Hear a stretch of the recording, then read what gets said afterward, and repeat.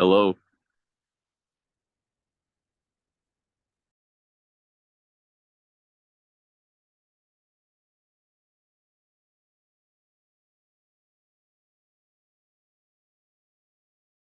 Can you hear me? Yeah, I can hear you, but I can't hear the Toastmasters. Yeah, me too. Yeah.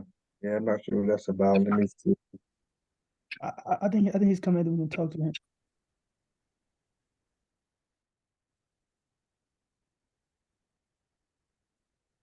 Sure.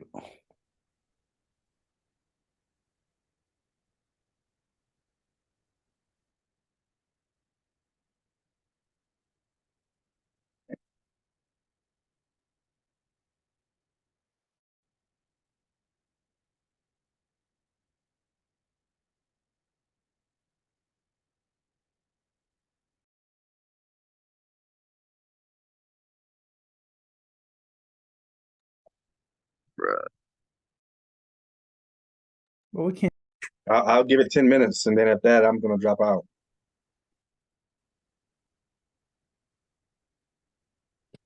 I hope that somebody can hear us.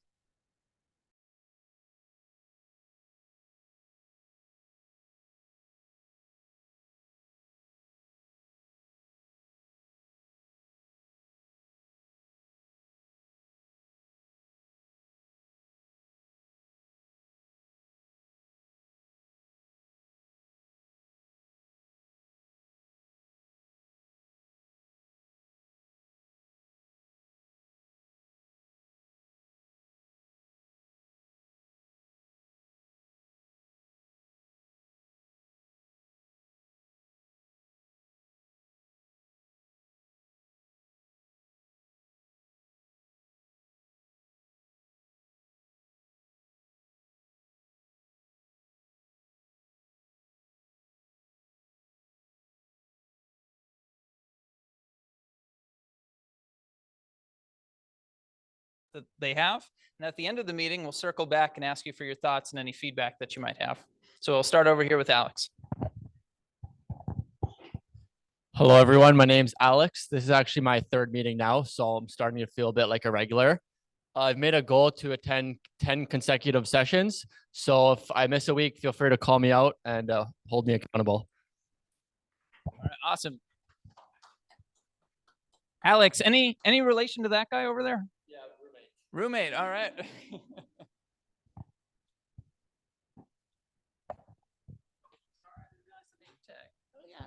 You joined in the last 3 weeks that I've been gone? You both joined? All right, I'll skip you. All right, you can introduce yourselves for my benefit then. So this is your first meeting, but you already joined? Correct. I love that. All in. I love that. Hello.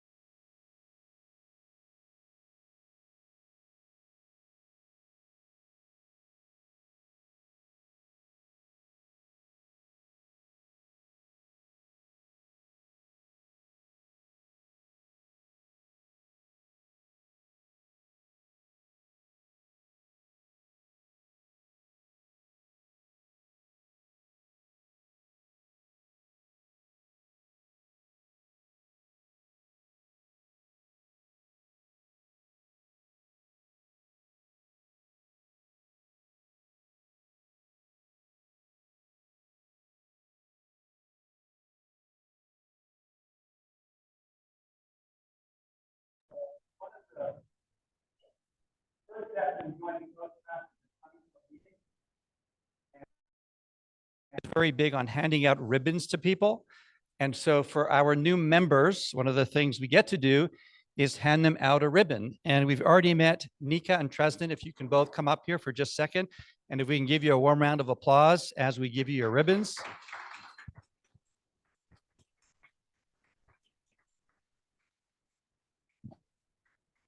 Eric, nice to meet you.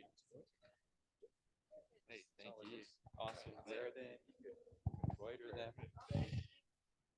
And then we have one other new member who we have not had an opportunity, I think, to recognize with the new ribbon. Is that right, John? If you can please also join me in giving our new member, John, a more round of applause.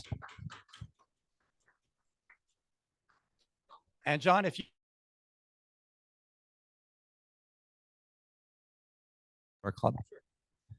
So I've been in Charlotte since 2019. I work at Truist, dabble in a little bit of project management, and public speaking has become more of my day-to-day. So it's definitely something I want to get a little bit better at. And yeah, that's really it. Thank you. In Toastmasters, the way we learn is through something called pathways. And whenever you see somebody come up here and do a formal speech as opposed to a role, they're usually working on a pathways project. And each pathways that we have has 5 different levels. And it's not easy to get through all of them. It can take a little bit of time. And so every time one of our members achieves a new levels in pathways, we want to give them recognition.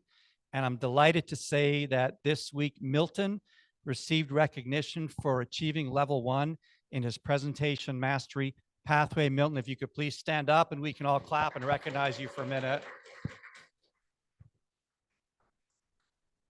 Congratulations.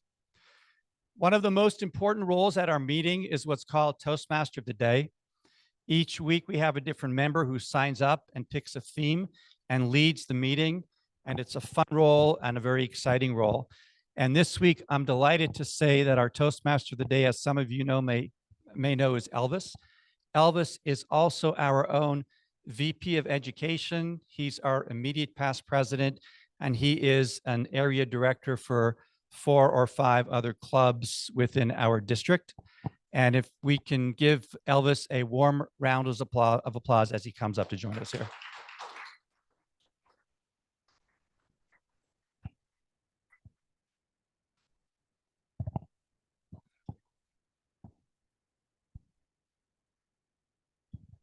Thank you, Eric, and good evening, fellow Toastmasters and honored guests.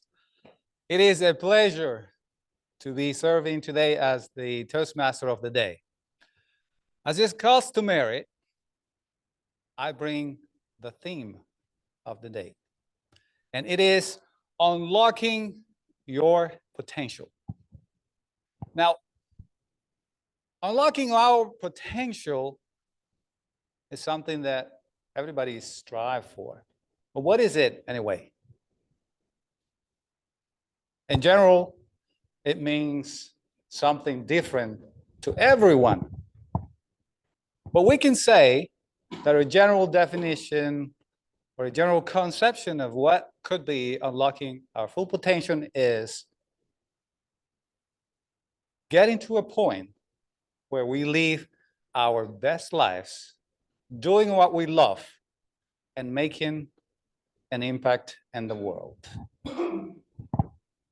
Throughout this meeting, I'm going to be sharing some tips of how we can do to start the journey to achieving our full potential.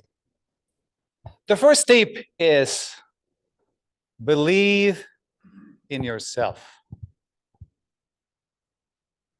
Self-doubt can block our possibilities, can become a major obstacle in our journey to achieve our full potential. Believe in your possibilities, believe in your abilities, and trust in the journey.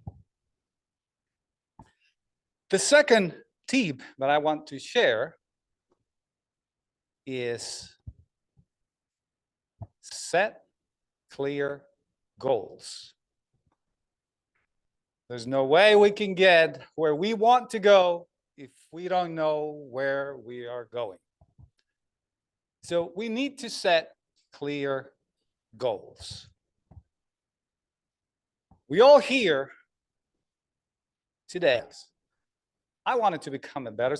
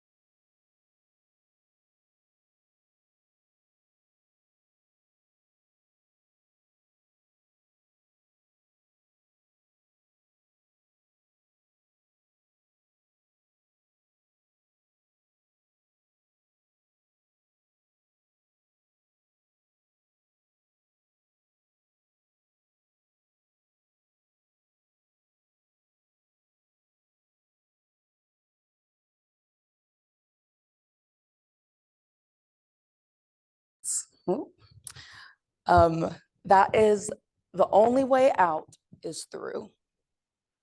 I feel like this is a pretty self-explanatory message, but I really want you guys to see it how I do. So we're going to do some visualization. So I'm going to ask everyone to close your eyes. So you're in a tunnel and it's dark, it's cold, it's lonely, and it's really scary. You have two options. You can sit there stagnant, or you can move forward. And once you finally decide to move forward, you start to see the light shining through at the end. You start to feel the warmth of the sun on your skin, the smell of the trees and fresh cut grass. So you start moving faster and faster until finally you're out. Open your eyes. Suddenly, you're surrounded by beauty, warmth, and that dark place is behind you. All of that to say, as tough as any tribulation may be, it's only temporary and it will get better as long as you keep pushing, because the only way out is through. Thank you.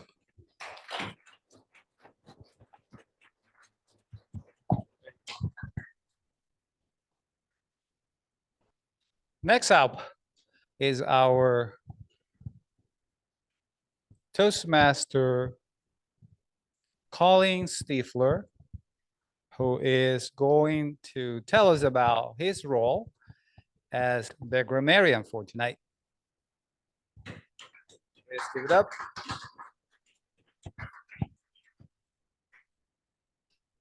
Thank you very much, Toastmaster Elvis. Hello again, everyone. As he mentioned, my role tonight is that of the grammarian. Some may define the grammarian as the word cop or the grammar police. I prefer word doctor, not here to make anyone feel bad. And my job is threefold. The first of which is to introduce our word of the day. Word of the day is a tradition we have here at Toastmasters where we put forward a new vocabulary word. I generally stick to ones that perhaps most people are familiar with because I generally try to avoid those 25-cent words when a 5-cent word will do.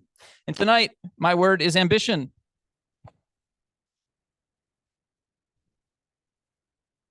Ambition is a noun. defined by the all-knowing Merriam-Webster's dictionary as the desire for success or achievement. The adjective form of ambition, ambitious, refers to somebody who demonstrates the qualities of ambition. I look no further than our Toastmaster of the day, Elvis Lopez, as an example of somebody who's ambitious. Elvis, how many higher ed degrees do you have? You held up 3 fingers though. Yeah, he's got 3, I think. He's got 3. He's like a technology executive. He's highly accomplished. He's an entrepreneur. Crazy stuff. This man oozes ambition. So tonight, if you can, weave some form of the word ambition into your speech, you get snaps, or any role that you're doing tonight. So again, just a friendly little tradition that we have here at Toastmasters. No worries if you don't want to use the word, forget to use the word, don't know how to use the word. Hopefully, by the end of the meeting, you'll know how to use the word. The second job that I have tonight is identifying and celebrating good uses of the English language, or another language. Perhaps I don't really speak any other languages, but if it sounds nice, I may point it out as well.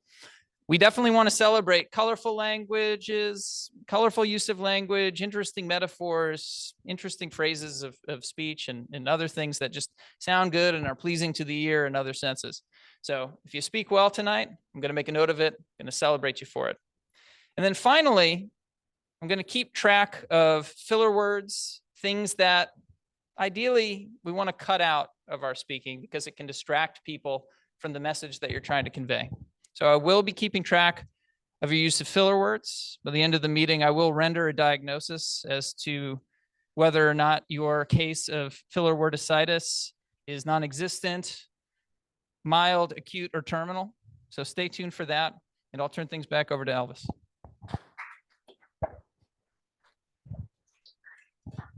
Thank you, Colin.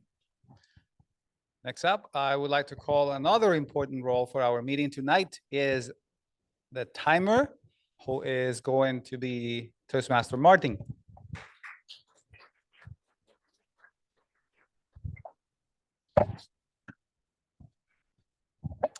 Good evening, fellow Toastmasters and honored guests. My name is Martin, and tonight I will be serving as your timer. Now, as I look around the room, I see a lot of familiar faces and guests that I've seen before, so I won't harp too much on what my role is. I'll gloss over it very briefly, but what I will spend time on is why is it important? So first off, what is my role? My role is to keep time of whoever comes up to speak here and make sure they don't speak too long or they don't speak too little. So with that being said, the main speaker, or first I'll tell you guys why this is important. Why is being on time important and timing is so important? Well, in an instant gratification world, we only have so much time to get our point and our message across. So if we could do that in fewer words and less time, our message is going to resonate that much more with our audience. So with that being said, the main speakers for tonight, they will have 5 minutes. At 5 minutes, I'll hold up a green card. At 6 minutes, I'll hold up a yellow card. And at 7, a red card. Table topics. These are where we volunteer and we do impromptu speeches. At 1 minute, green card. Second or minute and a half, yellow card. And at 2 minutes, I'll present a red card. Finally, for our leaders, they will have 2 minutes or until I hold up the green card. At 2.5 minutes, yellow. And at 3 minutes, I'll hold up the red card. So that's it for me. I'll turn it back to Toastmaster Elvis. Yep.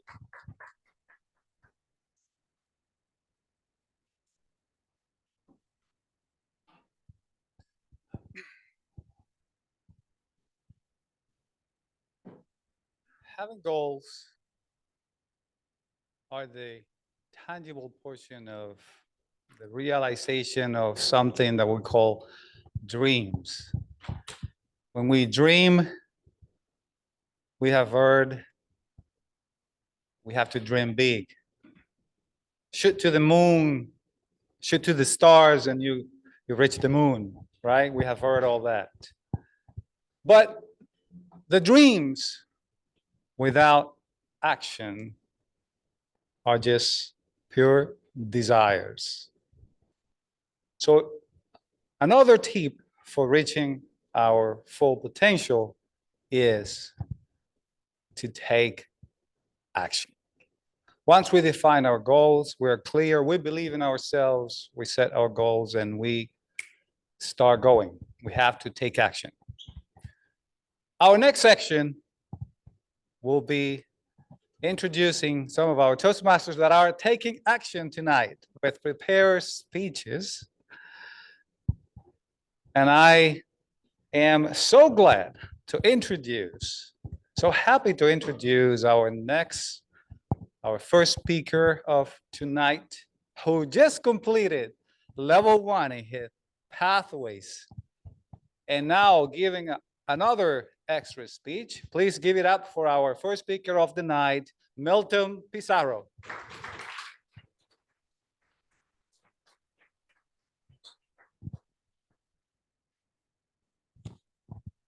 Thank you, Elvis.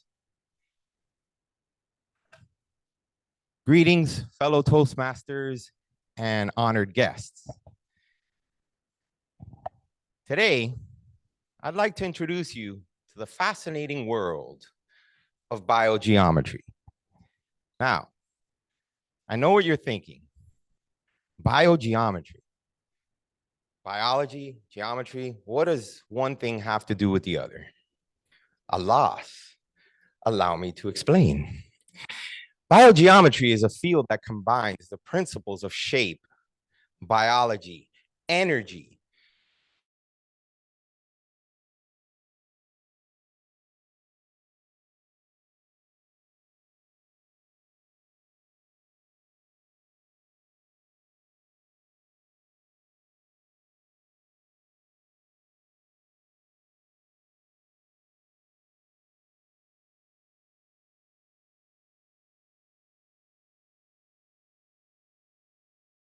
where one frequency will harmonize with another to form a mutually beneficial state of being. Like the notes of a chord. Any musicians in here? Over there. You know, the notes of a chord can be comprised of 2 to 3 to 4 to 7 to maybe even 9 individual notes, but when played simultaneously, they sound beautiful or dissonant, right? Yet when they're played individually, they sound like just that one note, right? The geometric patterns found in the natural world, they resonate with those found inside our bodies as well. And when they harmonize, like they do the notes of a chord, they create health and vitality. Energy balancing. This occurs when practitioners of biogeometry, yeah, those weirdos, they're out there. No, they're not weirdos. But, you know, they specialize in these things and they assess living spaces and they try to ascertain what the shapes and angles do to the environment and the harmonious energy flow that radiates from them. Radiesthesia. That is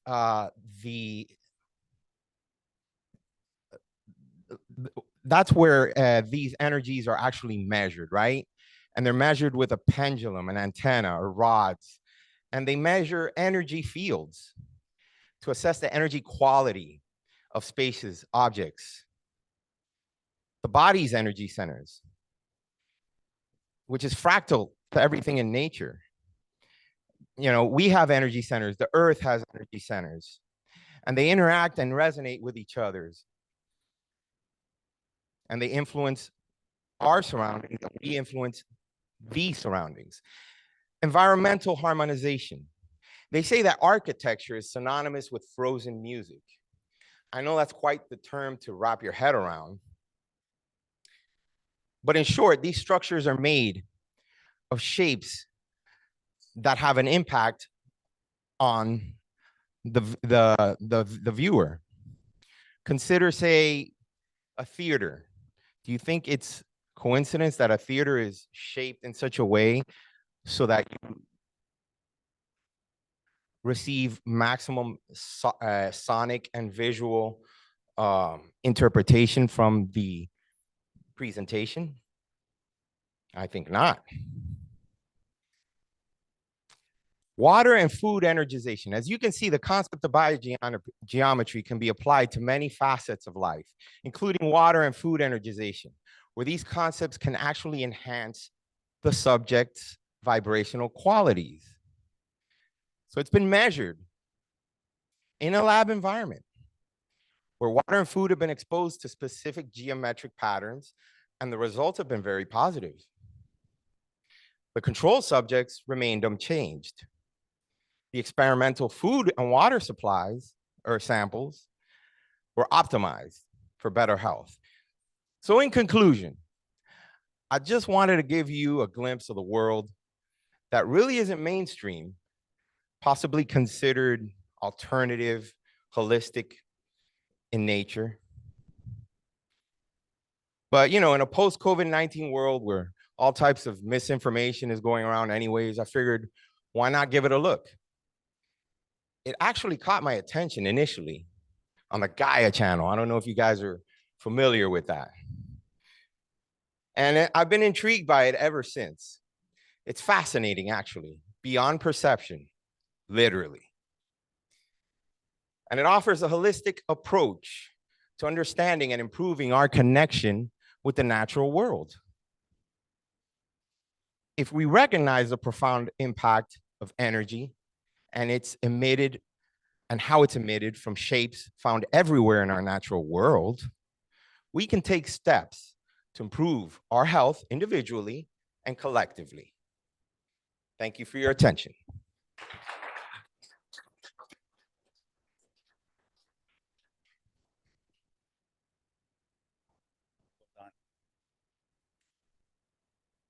Our next speaker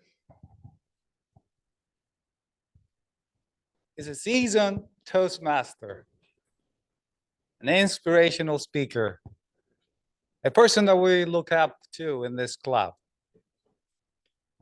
He is bringing today a speech from his Pathways Persuasive Influence. He's on level 3, Understanding Conflict Resolution. His speech title is, Can We All Just Get Along? Please help me welcome our next speaker, Mr. John Capello.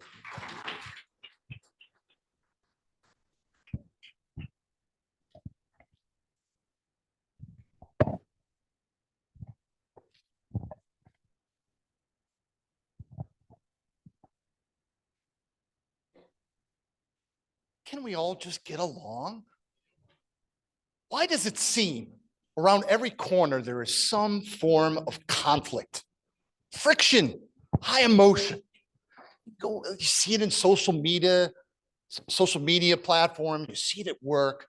It's as if people have lost the art of engaging in disagreement in an emotionally intelligent way.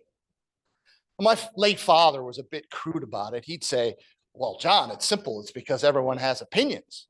And opinions are like asses. Everyone has one, and they're all different. Pardon my French. So how do we navigate friction in our lives? For me, and this will resonate with Yasmin, I learned the most about conflict resolution as a restaurant bartender. Whether I was helping someone who was a little disgruntled with their meal they received, or perhaps a few regulars who engaged in politically charged conversations with booze, which is the recipe for disaster. But I learned some extremely valuable lessons on how, in this customer service role, of how to engage people and diffuse situations. I utilize some of these skills to this day in my role as a financial product salesperson at a large bank. Tonight, my goal is simple. I'm going to share with you 3 tips so that you all can better navigate conflict, whether it's your personal life or in your career. And if you're an ambitious leader or a wannabe ambitious leader, you're going to want to listen up. Okay, here's the hypothetical situation. I have a client who's a fintech client. It's an upstart company. and they are looking for a 10-year loan from my bank. I'm in financial product sales. This is a high revenue opportunity, and I get paid by delivering revenue. I am very, very motivated to close this transaction. I need approval from a loan officer. Let's call that loan officer Eugene, okay? And Eugene, let's just say, has a very different motivation. His role and his job is to protect the bank, to minimize loan losses, and to mitigate risk. So you can imagine when we come together to discuss this transaction, there's going to be a little bit of friction. So let's utilize a few of these tips and see how we can navigate. Conflict resolution tip number 1, identify the problem, not the person. Whenever you have a conflict, you're going to call a forum. You're going to meet in person or Zoom. You're going to discuss and air out all your grievances, share your perspective. You are not, however, going to make it personal. No matter how true that may be, you're not going to want to, this is not the time to discuss it. When you share your specific perspective, you're going to want to use I statements, not you statements. You statements come across as accusatory. Let me give you an example. Eugene, I feel we should take a closer look at this high growth, high revenue opportunity with this loan application. Not, Eugene, you need to relook at this application. You're being ultra conservative yet again. As you can imagine, that second approach was definitely personal, and it was certainly accusatory. Eugene is going to feel threatened. He's going to become defensive. And what happens when people become defensive? They stop listening. They're preparing their defensive response. And therefore, you've basically nuke bombed any chance of compromise. Let's say you've actually engaged in a very respectful way. You've shared your view, and someone else, your adversary, comes in hot. Capello, you are a snake oil salesman, and you're just trying to sell me a rotten bag of goods.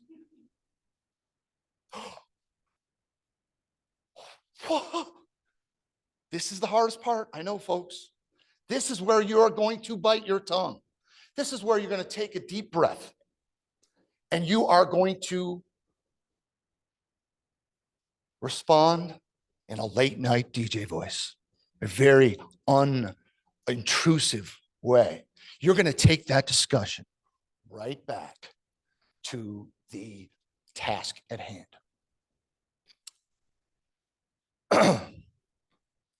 So by keeping our cool, we basically can not get into the anger emotion, which it's going to degrade your argument. You're more likely to cross the line. You're more likely to say something you regret. And most important, most likely to reduce the credibility of your own argument. Conflict resolution tip number 2, actively listen and empathize. This is the most crucial part of conflict resolution, active listening. If you do not, it's the highest form of respect you can pay a person, your time and your focus.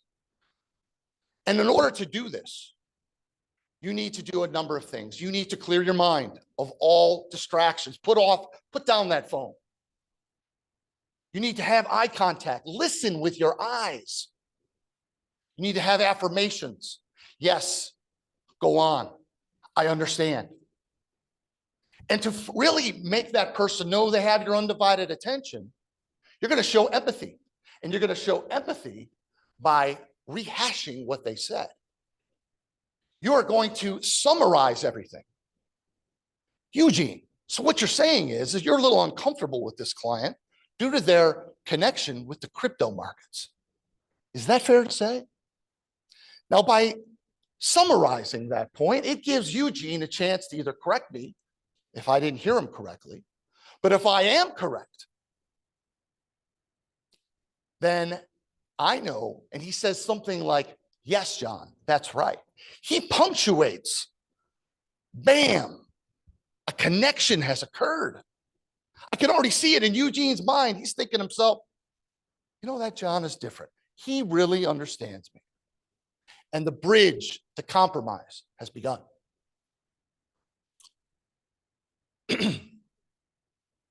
Now, notice what I also did with that tagline. Is that fair to say? By Eugene saying, yes, he's already given me yet another push along the compromise by saying that I'm fair. Notice what I did not say. I did not say I agreed with Eugene. I simply suggested I understood his point of view. Conflict resolution tip number 3. Find a win-win. Through all this mutually agreeable interaction and communication, I have now turned an adversary into a partner. We can take the ball down the field in the same direction and find a mutually beneficial solution. These are when you want to use the yes and moments versus the yes but. Eugene starts talking about my client, says, I'm not sure about their creditworthiness. I respond with yes, and when we take the right risks with the right clients and the right profit margins, that's when we maximize shareholder value. I could say the same sentence with yes, but, and guess what? That starts taking me down the path of being adversarial again. So I usually like to point it back to my newfound partner and say, well, what did you suggest that would address your concerns and still keep my client happy? And when they offer up a solution or a concession or meet in the middle, I already know it's going to work. You know why? Because he thought of it. Whammo, a win-win has been discovered. It's pretty simple, folks. Conflicts are difficult. They're never going to be easy. But if you follow these 3 simple tips that I've shared with you tonight, identify the problem, actively listen and empathize, find a win-win, you too can better navigate those sticky situations. And the next time someone says, can't we all just get along? You'll be able to say confidently, yes, we can. Toastmaster Elvis.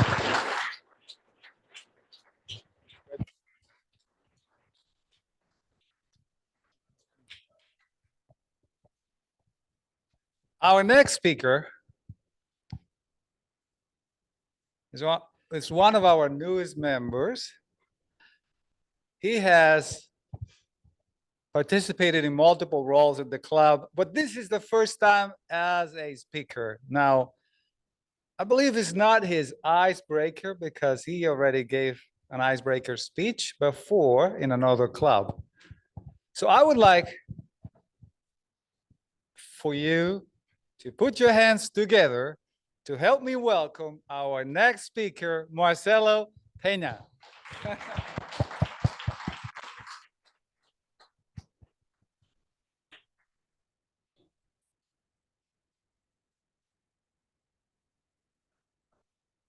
Hello. Thank you, sir. You know how I do. How we feeling today? Let's wake this place up. I need some energy, please. So, I'm not gonna use the mic. First and foremost, I want to say thank you for the opportunity to give me to be able to share my story and my life with you through this pathway. It has not been easy what I've experienced, and hopefully I can get through it all without getting too emotional. Something that I've learned over the years is that we never truly know just how strong and resilient our spirit is until we've been forced into the fires of life's trials and tribulations. And with that, we become forged into the best version of ourselves. Again, my name is Marcelo Peña, aka Cello Effect, and this is my story. On March 21st, 1997, a young Marcelito was celebrating his 10th birthday. And on the same day, was diagnosed with a life-threatening illness that would forever alter my life and journey in this world. Growing up as a child, I loved playing sports, video games, going to the movies, playing with my cousins in Chicago, and growing up here in Charlotte, North Carolina, and just playing in the mud. That's what we did. We grew up in the 90s. There was no social media. And we got into all types of mischief. Also coming from a Latino background, my mother, born in a small little pueblito in Zacatecas, Mexico, and my father in South America, Uruguay. My life was full of birthday parties, music, travels to Mexico and traveling to the beach, and just all these fond memories that I will always keep near and dear to my heart. However, when I was around 9 years old, I got sick with a very severe strep throat. And my mother did everything that she could to bring me back to health, to make me better again, the way that she always did before. But this time, it did not work. So fast forward, we get a doctor's appointment, and they do the regular test of blood sample and urine analysis, and we wait. After some time, the doctor rushes back into the room and says, "I'm sorry, Mrs. Pena, but the results are showing that your son is leaking blood and protein through his urine. And now we need to send him to a kidney specialist doctor known as a nephrologist to undergo a kidney biopsy to see if this is something that we need to pay attention to, or we can just fix it with medication." I was just a baby. I didn't understand what was going on. I was looking to the experts, the doctors, because they know everything. I'm a firstborn American, first generation. But on March 21st, 1997, the same day that I was turning 10 years old, was the same day that I was diagnosed with a very aggressive form of FSGS, focal segmental glomerular sclerosis. I'll never forget that name. I always say that's a fancy way of saying scarring of the kidneys, and that's exactly what was happening there. My filtration system was being scarred and damaged by this phantom illness that came out of nowhere. And for the next 3 years, doctors did everything that they could to prevent my kidneys from failing further. By the time I was 13, there was nothing more that they could do. So then I find myself at a fork in the road. To keep me alive, they said that we need to put you either on dialysis. Dialysis? What is dialysis? At 13? Question, does anybody know what dialysis is? Or have a kidney transplant. My mother was not about to let that happen to me. And I always say she was my hero. She was the first one to jump up without question. And I always say she gave me life twice. And that's exactly what happened.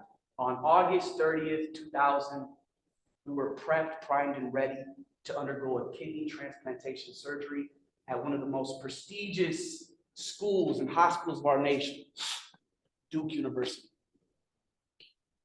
With the new millennium and new hopes and dreams of all of this just being a distant memory, a nightmare, that I will be okay. Now, we knew that a kidney transplantation surgery wasn't a cure, but it was better than the alternative. Make sure you take your medication, Marcelo. Make sure that you're paying attention to everything that we're telling you. You don't want the kidney to fail.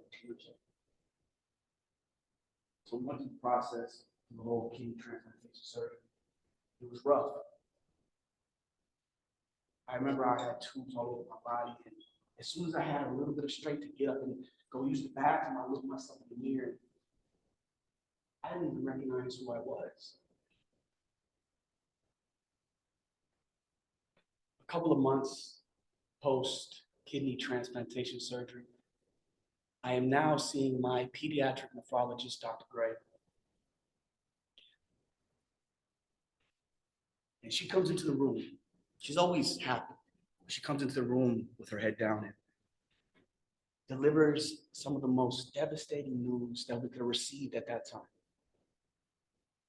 I'm sorry, Marcelo, but the original disease that hurt your kidneys is now going into your mother's kidney, and it's destroying it.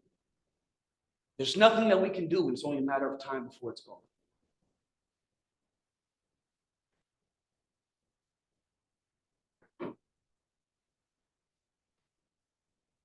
I didn't know what to feel. I'm feeling the feelings now when I speak about it.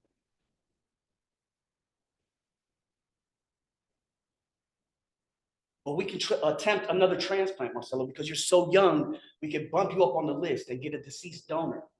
I'm like, another transplant? I'm still trying to get over the first transplant. No, I don't want to do that. Okay, well then the next thing up is dialysis. So I was, again, primed and ready. Underwent a procedure to put a catheter into my belly, in my peritoneum wall, and for the next 3 years, I would do dialysis every single day at home for 12 hours a day, tied to a machine. All of my friends, all of my little girlfriends that I had back then, everybody left. Nobody could understand what I was going through. I couldn't understand what I was going through. And children can be so cruel. Unfortunately, I cut corners one too many times, didn't wash my hands the way I was supposed to. So because of that, I got an infection in my belly called peritonitis, which is deadly. One too many times. So after that, they transitioned me to in-center hemodialysis. I didn't know much about that. All I knew is that it was dangerous. They removed the catheter out of my belly, and now I have a catheter in my chest. A direct port right into my heart, and all I knew was that the blood was going to come out the red line artery, cleaned through a machine, and brought back in through the venous line. Sat in the lobby, it was like a movie. My mother was always with me. She's always been my angel. An angel that I bump heads with a lot. But as they called me to go onto the dialysis floor, I remember I hand gestured for my mom to come with me. The nurse says, no, Marcelo, she's not allowed to come with you this time. It's okay, we'll take care of it. Now let's go get your dry weight. The hell is a dry weight? You know, just all this stuff you've learned. So as soon as I walk into the dialysis floor, all my senses, boom, everything was hit all at once. It was like a big room like this, and you see at least 25, 30 people all dialyzing on a machine.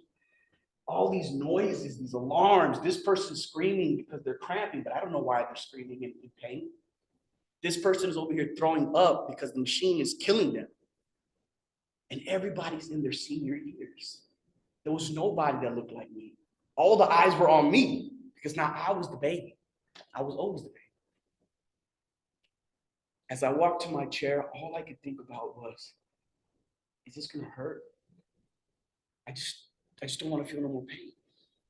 Please, no more pain.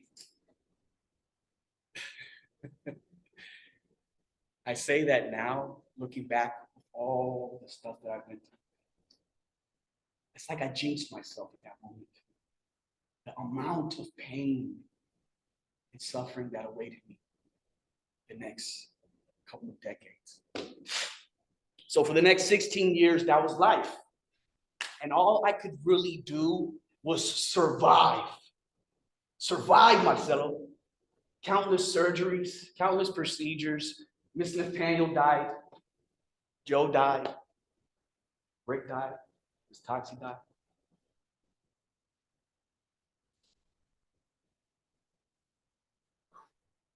We would be here for days if I were to tell you each little story within the story. But on the 14th year of me celebrating life, and I say it like that with intention, of living life on dialysis because many didn't make it, the expectancy is 5 years. I'm going on 25.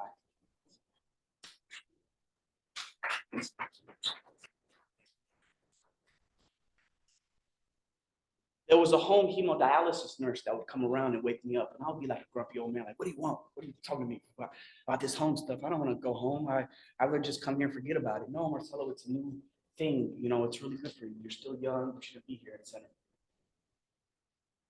For 3 years, I denied her. I said, I don't want to talk about it. Leave me alone. I would numb myself. I was on 2 different anti-anxiety medications, 2 milligram Klonopin, 2 milligram Xanax, all type of pain medicines. I mean, I was the plug in the street. I'm sorry, but I was, it's true. But yeah, and the 16th year of me living my life through this, I finally, you know, something happened. I woke up one day and there was a shadow that crowded in on me. And it was different. I thought it was tunnel vision, but no, this was different. A couple of weeks went by, probably did more. My doctor's telling me, no, it's just tunnel vision. No, this is different. I have a very close relationship with death. I'm very intimate with death because I've been there. And I was like, no, this is death. And then I started to get colder. And I knew there was like this inner knowing that if something didn't change, I wouldn't be alive much longer. So I finally said, yes, tell me about this home dialysis stuff. I went to the home side and I saw the machine. This is different. I tried it for the very first time. And it was the very first time that I could actually breathe after treatment. But I didn't feel like I had to go home and just eat and rest for the next 24, 48 hours. I was like, this is different. I never felt like this before. I feel good. It feels good to feel good. And that was 2018. I was just getting footing, you know, being at home for about a year, and then 2019 happened. Throughout all of this, mind you, I was on heavy doses of Dilaudid, Phenergan, IV stuff, destroyed my intestines to the point where I got diverticulitis. In 2019, on my mother's birthday, June 11th, this always happened on birthdays. My intestines perforated inside, they exploded, almost killing me again. My worst nightmare happened. They had to do emergency surgery. I got sent back in center, and then I had to put an ostomy bag where I would have to change it. And I didn't know if I could live this life with that. It was too much. That was like the crucifixion right there. That was the nail on the cross. I was like, how much can a person take? But there was this little speck of light in the tunnel where I knew that I've learned so much over the years that I could not give up. This too shall pass. And with all of my experience, all of my knowledge, I can help so many people in the kidney community, so many people that are living with a chronic illness, and I know that I can help them.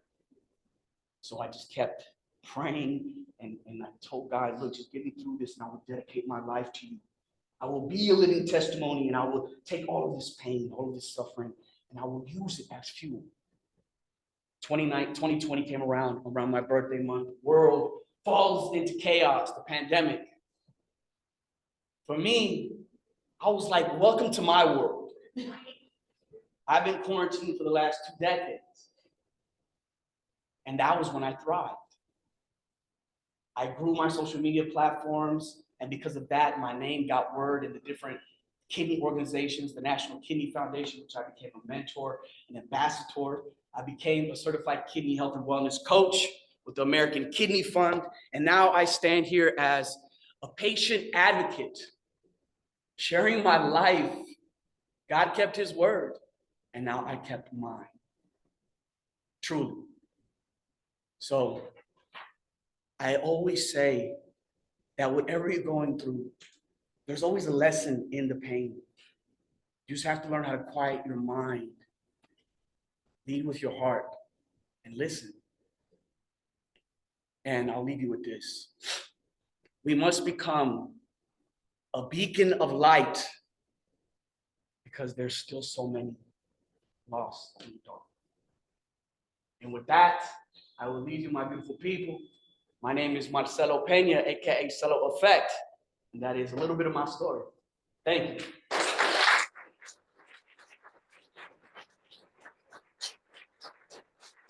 you.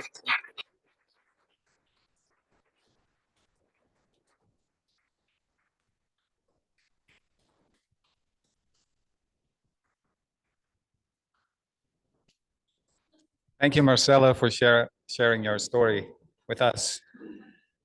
One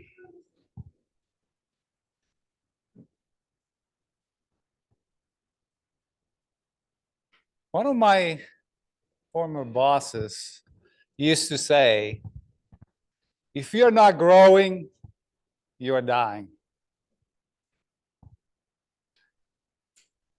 And one of the tips that I wanted to share about achieving your full potential is precisely learning and growing. We have to be ambitious all the time, trying to learn new skills, acquiring new knowledge. Make it a habit to learn something new every day. And you will be in your path of achieving your full potential. Our next section is now for allowing ourselves, members, and guests to participate by giving impromptu speeches. For that session, I would like to call the Toastmaster who is going to lead our impromptu section is Dana.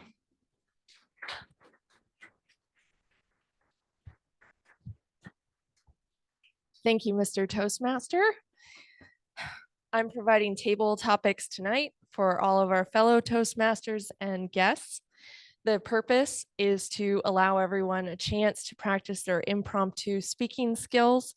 I don't think anyone is going to surpass Marcelo tonight. I'm still just reeling from your speech. It's so inspiring. Thank you for sharing that with us. Returning to table topics, my theme for this is going to be how you can use alter egos to achieve your ambitions. I learned about this strategy when I was reading this book, The Alter Ego Effect by Todd Herman. And the premise is that high achievers, from sports, athletes to singers, will adopt an alter ego that they can step into in a challenging situation or when they really need to perform at their best, to allow them to leave behind their insecurities or their traumas or whatever they may have going on. Probably the most famous example of this is Beyonce. She started off singing in churches, and when it was time to make that move to singing pop music and doing all of the choreographed dances that were suggestive and provocative, she felt uncomfortable in that role. So she adopted the persona, the alter ego of Sasha Fierce, who didn't have any hangups like that. And that was what allowed her to transition and to dance freely, to feel confident. And I'll read a quote that she gave in an interview. She said, "I have someone else that takes over when it's time for me to work. And when it kind of protects me and who I really am." Thus, for our table topics tonight, we'll explore how you can all use alter egos to achieve your ambitions. Do I have any volunteers? Great. Come on up.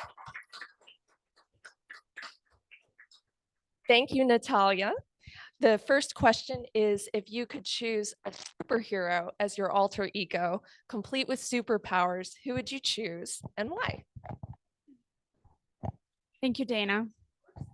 So the question is, if I could choose a superhero as my alter ego, who could that superhero will be, and what would their superpowers would be as well, and why?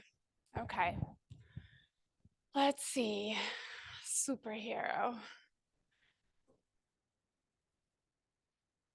The first person or superhero that comes into my mind is my mother, because she always have been a superhero in my heart for me, especially as growing up. She was a single mom. My parents got divorced when I was 11, and I had a younger sister who was 2 years younger. And she instilled a lot of deep integrity and respect values in us. And she always led by example with that. So if I would choose a superhero, that would be my mom. And she was able to not only show us by example how to respect people around you, to fight for your rights, how to learn and achieve in life things that you weren't given. We came from really humble family, and she always worked really hard and taught us how to have that inner ambition and go after our goals and to do hard things. And the superpower that she instilled in me is to be able to pivot and adapt to change as quickly as I can. And that have gave me a lot of advantage. I would say even at times unfair advantage as I moved to a different country, as I was promoted from one job to another, meeting people from around the world, traveling to different countries, whether I spoke the language or knew the culture or I didn't. So it allowed me to understand that this deeper knowing inside of me that I can handle anything in my life, no matter what happens, what's thrown at me, because my mom did it. She did it every day. She did it for the two of us, little girls, and she did it for herself and for our family, supported her brother and two sisters. And she led that example that gave me the strength and knowing on the inside that I can do it as well, and I can be that superhero for someone else. Thank you, Natalia. Do I have any other volunteers?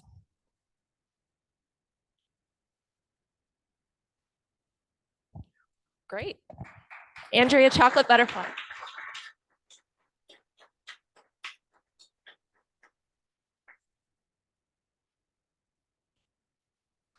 Thank you, Andrea, chocolate butterfly. If you could pick an animal to inspire your alter ego, what animal would it be?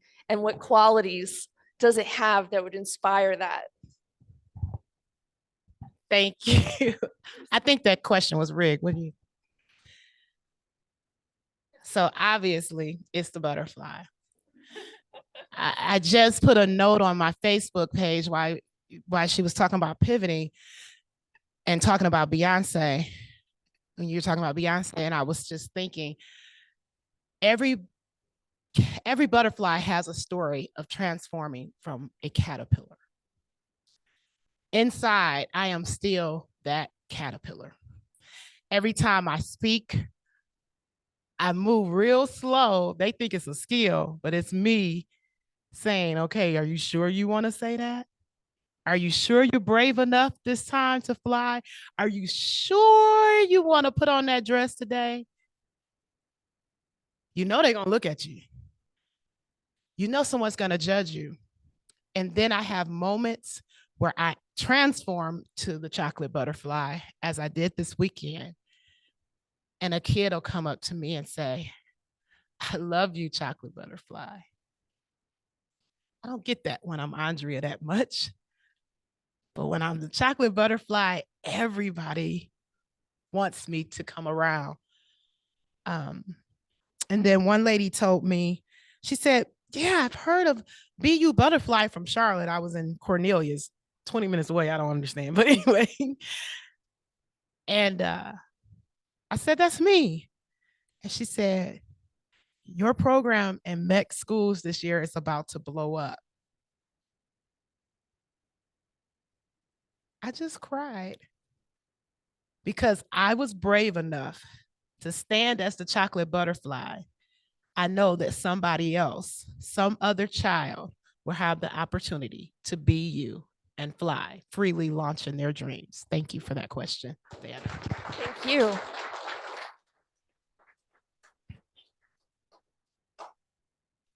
Do we have any guests who would like to come up and try? Rockney? Thank you.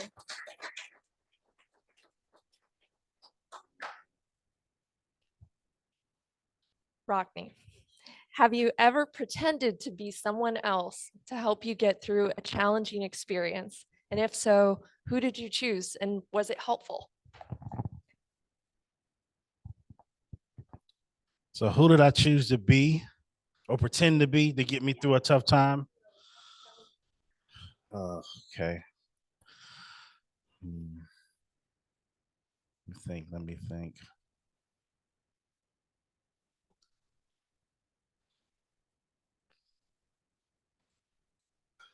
Okay, I think I was trying to be, when I was younger, probably like around elementary school. I want to say around between the ages of probably 8 to 10, let's say third grade. I grew up in Jacksonville, North Carolina. My father was in the military, and my mother worked civil service on the base at Camp Lejeune. And I was enrolled at, I want to say Tawad Terrence, call it TT school, elementary school. And we lived on the base. And like I said, my parents worked on the base, and I went to school on the base. We moved there in 1987, and I think I'd been there maybe a year or two. And I get to third grade and just had a hard time trying to fit in. So so as the school, semester started, everything started out pretty good. But a couple of months roll around, I'm starting to act out in class and, make fun of people. I was getting into some fights.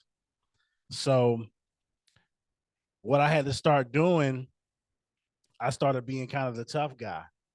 So I was around there kind of bullying people. And what I noticed, the more I kind of bullied people and confronted people, I kind of earned more of their respect. So they didn't pick on me as much. So I was like, this is different. Because at one point in time, when I was kind of like a weakling or kind of scared, I got bullied. But when I started fighting back and started confronting people, they're going to test you and they're going to challenge you. But after a while, some of those people kind of backed off like, hey, he's okay. He's not as weak as we thought he was. And some of the same guys that were bullying me, we ended up becoming real good friends. So it's just, that's just an experience. I was trying to be somebody that I wasn't, but it ended up helping me kind of get through that bullying phase. So Thank you, Rocky. Wonderful job. That's all the time we have for your table topics tonight. So, Mr. Toastmaster, I will turn it back over to you. Thank you. Great job.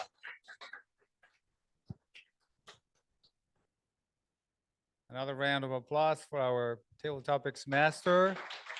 She's doing it for the first time, so congratulations to Dana for stepping up. And learning and growing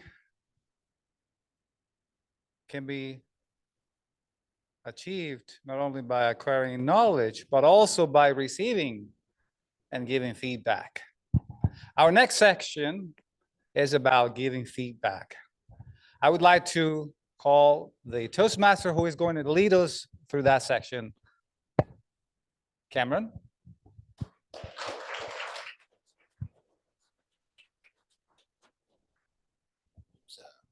Quick question. Who's evaluating John?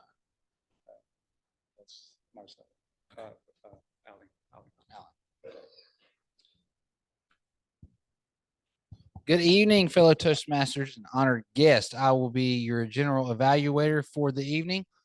This is the portion where we're going to get some feedback on the speeches that were delivered. Gives us some things that we did well, some things to maybe encourage us to grow on so that speeches will be even more powerful the next time. So I'm going to introduce our evaluators. They're going to come up and give an evaluation of our 3 speeches. Then I will get a timer's report. I'll do a quick evaluation of the meeting as a whole and a grammarian's report, and then we'll wrap it up. So our first evaluator who is going to be evaluating Milton's speech is going to be Dr. Eric Laxer.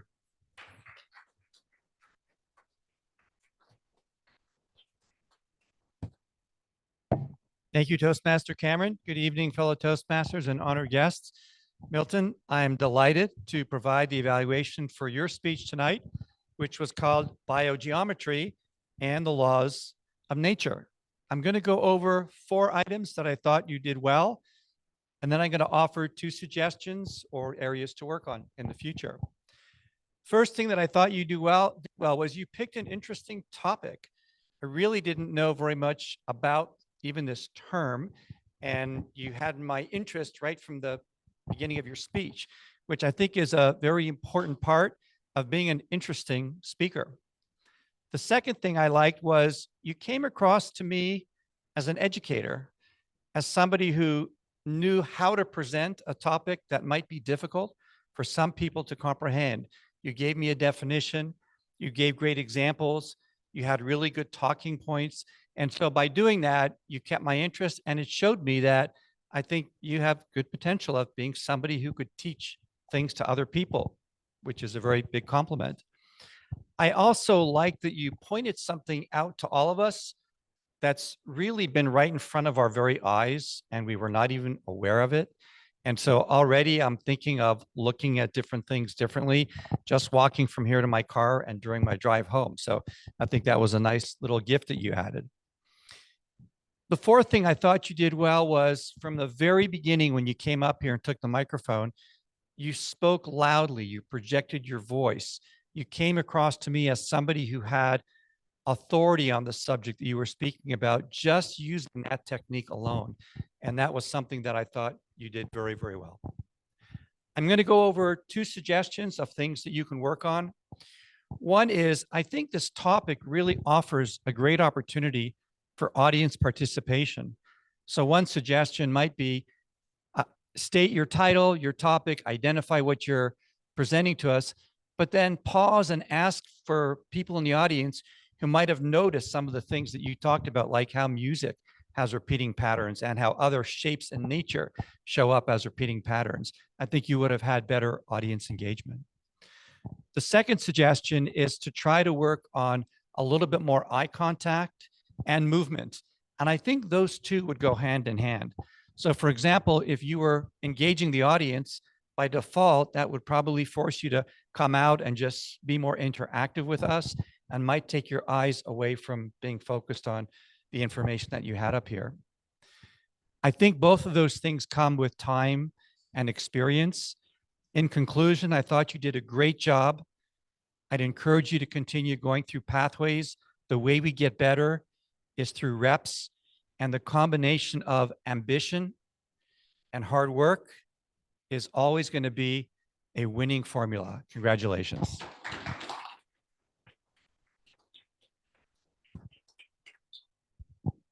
Thank you, Dr. Eric.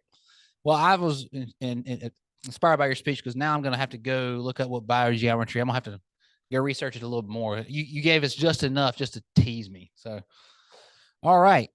Next on the list to evaluate John Capello's speech, please help me welcome, hang on a minute, Alan.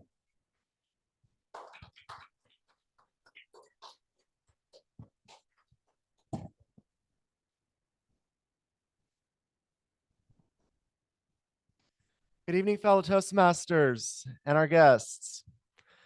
It's always a pleasure to hear John speak at these meetings. He's always very animated, certainly never at a loss for words, and always manages to get his point across with both humor and aplomb. And I'm going to discuss some of the things that the 2 of us talked about and tied into my evaluation. So first, Martin, can you tell me how long John's speech was? All right, perfect. Thank you. No, never mind. Thank you. All right, well, we'll get to that in a minute. So John had a very good structure for the speech. He told us what he was going to share with us, recapped the 3 main points at the end, and then gave very clear examples of those 3 points right in the middle. He engaged us with a question, or with a couple questions, as far as can we all just get along? And then left us with a call to action as far as implementing those 3 points in our personal and professional lives. Now, some of the things that John and I talked about, tying back into the time, John admits he's a little verbose, which I guess based on the time of the speech is no surprise. Although when I looked up the word verbose, it really has to do more about wordiness. I don't think so much wordiness is your issue. I think you just tend to make sure you get every last little thing you wanted to share with us out. And I know you had talked about how you originally had 4 tips, but you pared it down to 3, which thank God you did. Otherwise, it would have been a 15-minute speech. I'm just kidding. So I would just find other ways to consolidate some of your points. And then at the end of the day, we have absolutely no idea what you were or were not going to share with us. We only know what we heard. Another thing you mentioned you wanted to work on was vocal variety. I really enjoyed the different inflections you had throughout the speech. You said you wanted to use more softer inflections, which you did a great job of when you were using dialogue in your scenarios with interacting with either employees or customers as far as the negotiating deals. And then you amped it up when you were getting to your next point. That way you made sure you had our attention. So the other suggestion, besides, of course, being more consolidating with your speech, is to, when you engage the audience with a question, maybe actually give them a chance to reciprocate. For example, who here has ever had to do conflict resolution? Maybe have them raise their hand as opposed to just asking the question and then going right on with your speech. And then I also want to commend you for not telling the rest of us that you did the speech at the last minute. I know you told me, and personally, I don't like when people do that because I don't need to know that. I would rather just hear it. And then if you tell me later you did that at the last minute, like, wow, that was amazing. But the fact that you were able to come up with that speech on such short notice and deliver the way you did was just a testament to how talented you are. And obviously your tenure here. So thank you for sharing your insight with us. And this is obviously very good tidbits that we can learn and take back to our own lives, and look forward to hearing more. Thank you.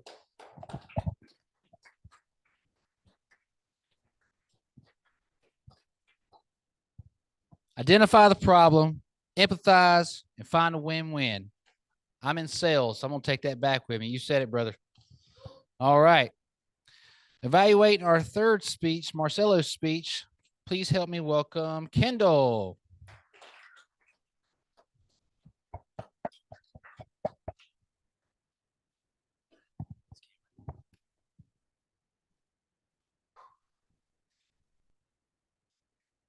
All right. Good evening, Toastmasters and honored guests.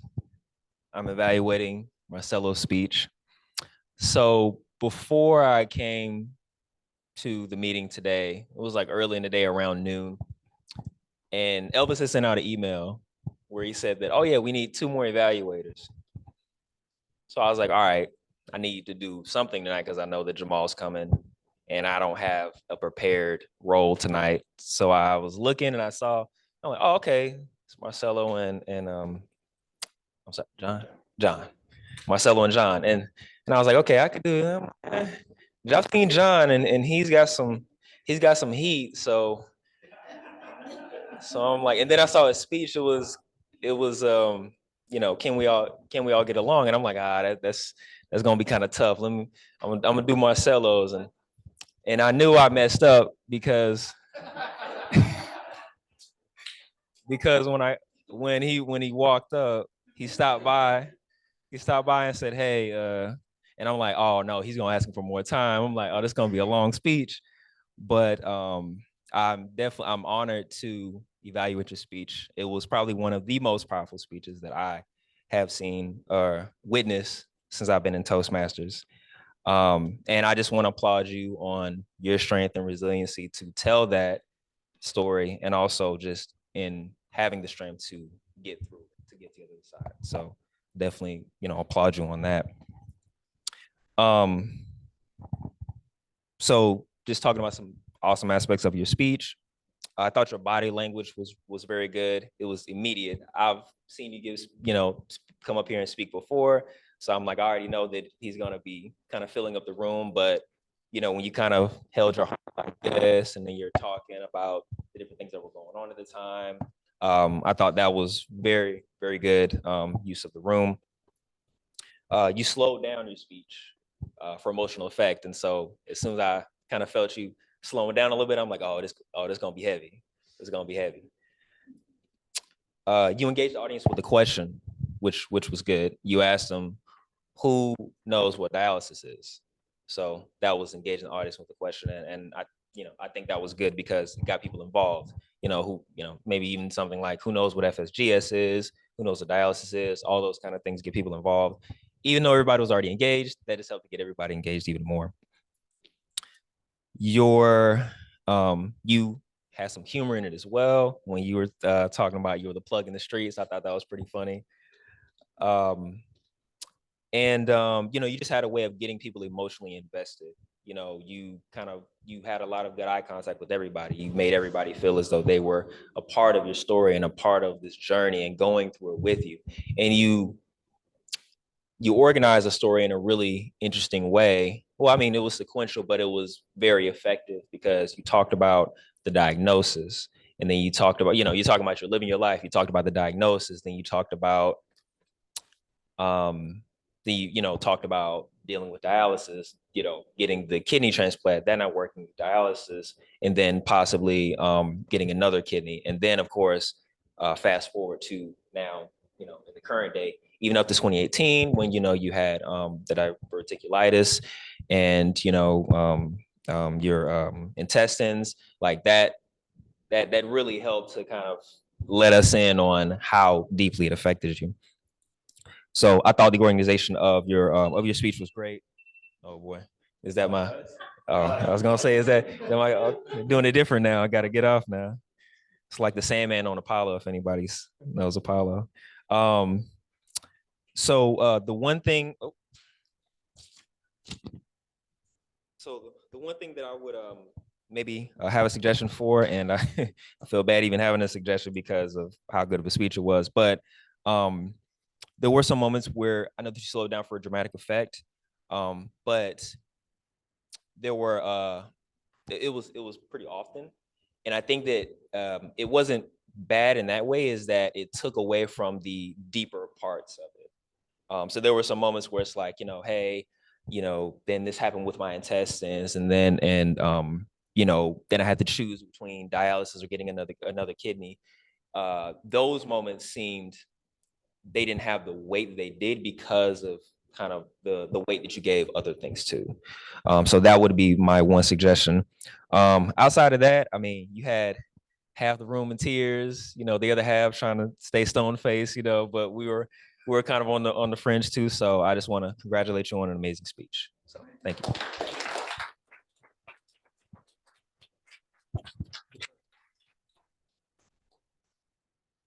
I'll second that, Marcelo. That was powerful stuff, my friend.